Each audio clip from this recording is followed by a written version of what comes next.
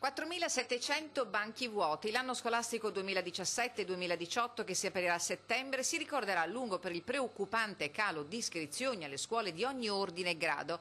È sull'ordine delle migliaia il gap nelle scuole del veneziano, specie in quelle dell'infanzia, ma va male nel vicentino, nel trevigiano e in provincia di Rovigo. Più contenuto il calo di studenti nel padovano e nel bellunese. Questo risponde a due fenomeni, uno è quello della denatalità che sta arrivando ovviamente nelle scuole e la seconda è che molti stranieri si sono riportati nelle proprie nazioni di partenza. L'unico dato positivo in controtendenza sarà l'arrivo di nuovi insegnanti, 120 in più rispetto all'anno scorso, su disposizione del ministro Fedeli.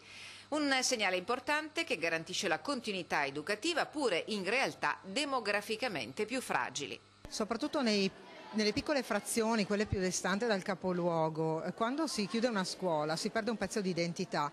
Quando quel ragazzo, quel bambino che oggi va a scuola diventerà adulto, sentirà il legame molto profondo con la propria terra e questo non possiamo permettere che non esista più. Il prossimo anno scolastico in Veneto inizierà il 13 settembre e si chiuderà il 9 giugno 2018.